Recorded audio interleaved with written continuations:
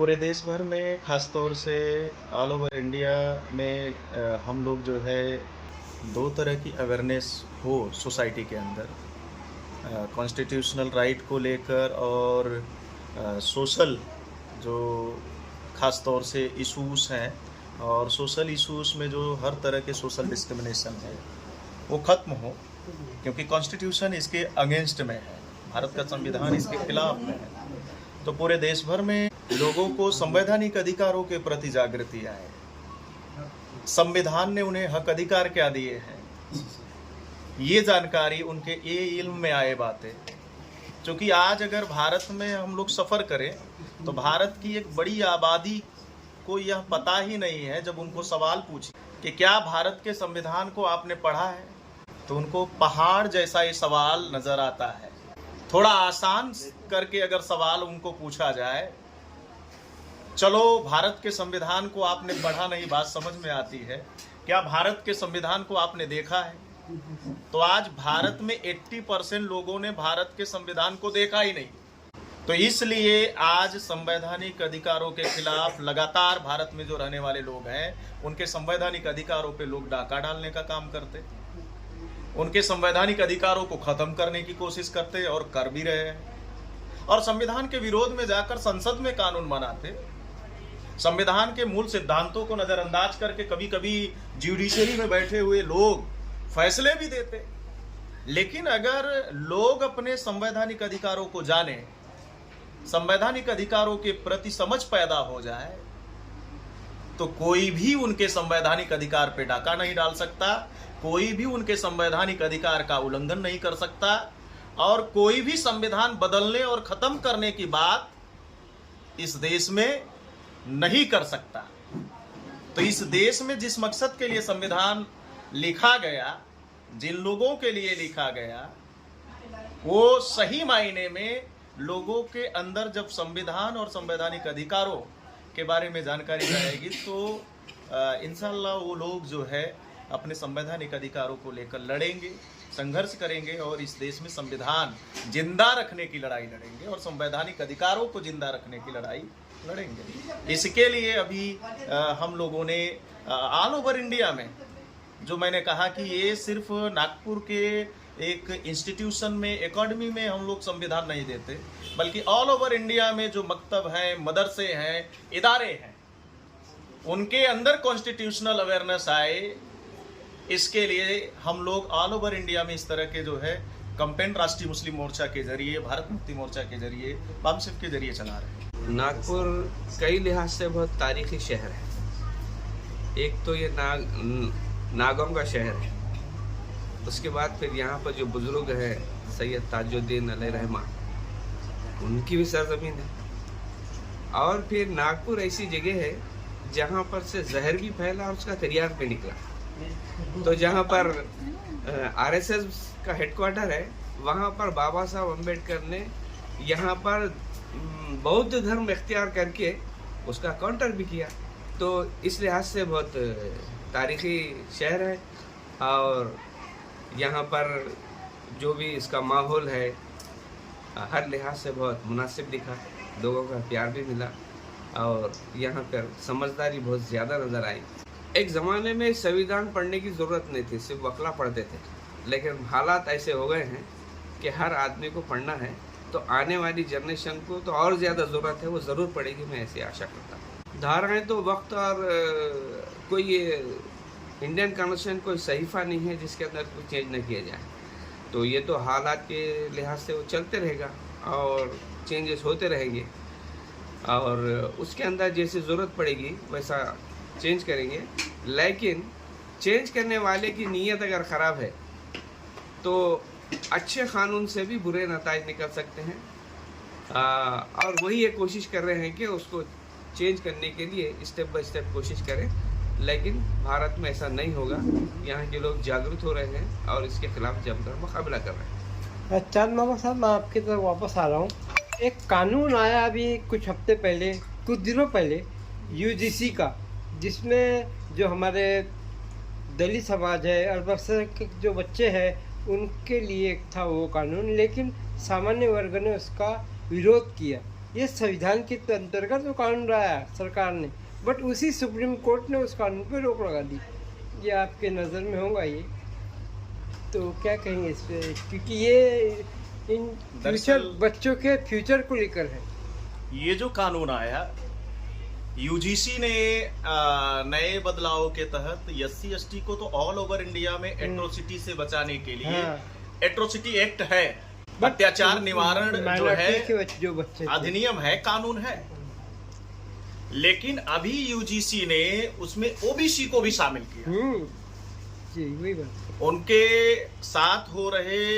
University और कॉलेजों में जो जातिगत हिंसा की घटनाएं हैं, जातिगत उत्पीड़न की घटनाएं हैं, जातिगत शोषण की घटनाएं हैं, जातिगत भेदभाव के आधार पे उनके प्रैक्टिकल में नंबर काटने की घटनाएं हैं, ये भारत के हर यूनिवर्सिटी में ऐसे एग्जाम्पल देखने को मिले। यही वजह है कि जातिगत भेदभाव, जातिगत उत्पीड़न आधारित जो सर्वे और उसका डेटा अभी पब्लिश हुआ हालिया दिनों में, उसमें 118% की वृद्धि हुई। तो ये सवाल खड़ा होता है भारत के सिस्टम पर और सत्ता पर बैठे हुए लोगों के कैरेक्टर पे, किरदार पे खासतौर पर, कि यूनिवर्सिटी आम जगह नहीं है, यूनिवर्सिटी कैंपस आम जगह नहीं है। वहां वेल लिटरेट और लर्नेड लोग हैं, वेल क्वालिफाइड लोग हैं। तो जब यूनिवर्सिटी जैसे कैंपस में वेल लिटरेट और लर्नेड लोग आज जातिगत अन्याय, अत्याचार, उत्पीड़न और शोषण की घटनाओं को अंजाम दे रहे हैं, और भारत की एक बड़ी आबादी OBC, schedule caste, schedule tribe के लोगों के साथ ऐसा कर रहे, जातिगत भेदभाव कर रहे हैं, तो जो एकेडमिक एजुकेशन के सेंटर हैं, यूनिवर्सिटी कॉलेज, उस कैंपस के बाहर रूरल एरिया में, ग्रामीण इलाकों में रहने वाले ओबीसी, SC ST के साथ कितना जातिगत भेदभाव और देश भर में हो रहा है, जातिगत कितनी हिंसाएं हो रही है। तो मैं तो ये मानता हूं कि जो यूजीसी ने ओबीसी को जातिगत अन्याय, अत्याचार, उत्पीड़न से बचाने के लिए यूनिवर्सिटी लेवल पे जो है एट्रोसिटी एक्ट लाया, ऐसा पूरे देश भर में ऑल ओवर इंडिया में ओबीसी एट्रोसिटी एक्ट लागू होना चाहिए। बट उसी को अभी कॉन्स्टिट्यूशन ने, सुप्रीम कोर्ट ने फैसला दिया, तो सुप्रीम कोर्ट अगर ये मानता है तो राइट ऑफ इक्वलिटी का जो अधिकार है, समानता का अधिकार है, अनुच्छेद है, मौजूद है भारत के संविधान में, उसको सख्ती के साथ इंप्लीमेंट किया जाए, तो इंप्लीमेंटेशन एक्ट क्यों नहीं बनाने पर जोर देता है। शायद अगर प्रत्येक भारत के संविधान के आर्टिकल को इंप्लीमेंट करने के लिए इंप्लीमेंटेशन एक्ट होता, तो आज इस देश में हर आर्टिकल का अमूमन यानी ज्यादातर संविधान के अनुच्छेदों का लोग उल्लंघन करने से डरते। दूसरी चीज याद रखिए, इस देश में सुप्रीम कोर्ट सुप्रीम नहीं है, सुप्रीम कोर्ट का चीफ जस्टिस ऑफ इंडिया भी सुप्रीम नहीं, पार्लियामेंट भी सुप्रीम नहीं है। सुप्रीम है इंडियन कॉन्स्टिट्यूशन। सुप्रीम है अगर कोई चीज भारत में, तो ये इंडियन कॉन्स्टिट्यूशन है, और इंडियन कॉन्स्टिट्यूशन के मूल सिद्धांतों को नजरअंदाज करके चाहे कोई कानून लाया जाए, चाहे कोई फैसले आए, उसे मानने के लिए देश के लोग तैयार नहीं होंगे, क्योंकि संविधान के अगर मूल सिद्धांतों के खिलाफ है तो कोई उन पर जबरन, जोर जबरदस्ती से कोई फैसला, कोई कानून थोपा नहीं जा सकता। इसकी लड़ाई पूरे देश भर में अभी राष्ट्रीय पिछड़ा वर्ग मोर्चा के लोग और उसके राष्ट्रीय अध्यक्ष चौधरी विकास पटेल जी राष्ट्रीय स्तर पर लड़ रहे हैं, और हम लोग भी उनके इस लड़ाई में, न्याय की लड़ाई में, राष्ट्रीय मुस्लिम मोर्चा भी पूरी संगठन शक्ति के साथ शामिल है। बच्चे जो ख़ास तौर पर स्टूडेंट्स होते हैं, वो किसी भी समाज का, मुल्क का बैकबोन होते हैं, रीढ़ की हड्डी होते हैं। ख़ास तौर पर इसका एकेडमी के बच्चों के दरमियान में, और हमारे जो सरपरस्त हैं मौलाना शाह साहब और ज़िम्मेदार हजरात, और इस एकेडमी के जो ज़िम्मेदार और एडवोकेट मोहतरमा शबनम साहिबा, और ख़ास तौर पर उनके खादिम मोहतरम, ये एक ऐसा जागृति का माहौल है। मैं ये समझता हूँ कि यहाँ आने वाला हर स्टूडेंट वो फ्यूचर का एक लीडर होगा, सामाजिक लीडर होगा, आर्थिक लीडर होगा, सियासी लीडर होगा और धर्म के मामले में रिलीजियस पॉइंट ऑफ व्यू से भी वो बहुत हद तक अपने आप को एक अच्छा और सच्चा मुसलमान बनाकर समाज की जो उससे उम्मीदें वाबस्ता हैं उसको पूरा करने के लिए काम करेगा। तो मैं इस मौके पर अपने आप को बहुत खुशनसीब समझता हूँ कि यहाँ मुझे आने का अवसर दिया गया और कुछ कहने का मौका दिया गया, और बच्चों का जो ग्राफ है, जो IQ है, जो समझदारी का उनके अंदर में लेवल है, वो कंपेयर टू अदर स्टूडेंट्स हम बहुत जाते हैं देखते हैं, उनके मुकाबले में यहाँ उन पर कोशिशें बहुत ज़्यादा हो रही हैं और वो रिज़ल्ट ओरिएंटेड कोशिशें हैं। तो मुझे इस पर बहुत ही खुशी है, गर्व है, और मैं दुआ भी करूँगा कि अल्लाह तबारक व तआला इस एकेडमी को दिन दोगुनी रात चौगुनी तरक्की अता फरमाए, और इस जैसी हमारी एकेडमिक्स और हमारे ऐसे सरपरस्त जो तालीम के लिए, नौजवानों के अखलाक के लिए, किरदार साजी के लिए, उनकी पर्सनालिटी डेवलपमेंट के लिए जो कोशिशें कर रहे हैं और जो बेहतरीन ख्वाब देख रहे हैं, वो ख्वाब शर्मिंदा ताबीर हो और उनकी कोशिशें कामयाब हो। सब के लिए मैं दुआ करता हूँ और कोशिशें करनी चाहिए। ऐसी ही आशा और उम्मीद के साथ में अपनी बात को ख़त्म करना। खुशी हुई, बहुत अच्छा प्रोग्राम दिए हमारी शबनम मैडम ने। ऐसे ही सारी स्कूलें जितनी हैं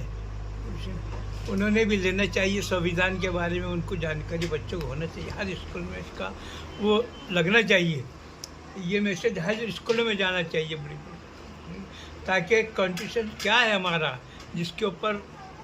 सब कुछ चलना है, उसके बारे में हमको जानकारी नहीं है बच्चों को और हमारे टीचरों को भी नहीं है, तो उनको इसका वो आ जाए। इसलिए बहुत बेहतरीन पहल है, इसकी पूरी हिंदुस्तान में होना चाहिए, हर शहर में होना चाहिए। सर ये कंसेप्ट जो है 26 नवंबर कॉन्स्टिट्यूशन डे पर हुआ था। इरशाद मोहम्मद साहब ने एक प्रोग्राम ऑर्गेनाइज़ किया था, मुझे लगा कि उसमें मुझे बच्चों को इनवाइट करना चाहिए। चांद मोहम्मद साहब वहाँ पर आए हुए थे और उन्होंने बच्चों के अंदर उस चीज़ को देखा कि बच्चे कॉन्स्टिट्यूशन को जानना चाहते हैं, बच्चे इतना इंटेंशनली उन चीज़ को सुन रहे थे कि वो डीप में जानना चाहते हैं कि कॉन्स्टिट्यूशन क्या है। चांद मोहम्मद साहब ने पहली बार बच्चों को दिखाया कि कॉन्स्टिट्यूशन दिखता कैसे है। तो जब कॉन्स्टिट्यूशन देख लिया तो उसके अंदर लिखा क्या है, बच्चों को ये जानने की उत्सुकता थी। इसलिए उसी प्रोग्राम में चांद मोहम्मद साहब ने डिक्लेयर कर दिया था कि हम बच्चों को कॉन्स्टिट्यूशन की कुछ बुक्स प्रोवाइड करेंगे ताकि बच्चे पढ़े, अपना नॉलेज इंक्रीज़ करें और जाने कि सोसाइटी में और हमारे देश में कौन सी चीज़ों में कहाँ पर फेरबदल हो रहा है, एक्चुअल में हमारा कॉन्स्टिट्यूशन हमें क्या अधिकार देता है, क्या राइट्स देता है, और हमारे पास में कौन से हमारे फंडामेंटल राइट्स है और कौन से हमारे डायरेक्टिव प्रिंसिपल्स है, कौन सी हमारी ड्यूटीज़ है, ये जानना बहुत ज़रूरी है। इन चीज़ों को ध्यान में रखते हुए ये प्रोग्राम आज लिया गया और बच्चों को कॉन्स्टिट्यूशन की बुक्स पढ़ने के लिए मुहैया करवाई जाएंगी ताकि बच्चे डीपली नॉलेज ले सके कि what's there in the constitution, what is the Indian constitution.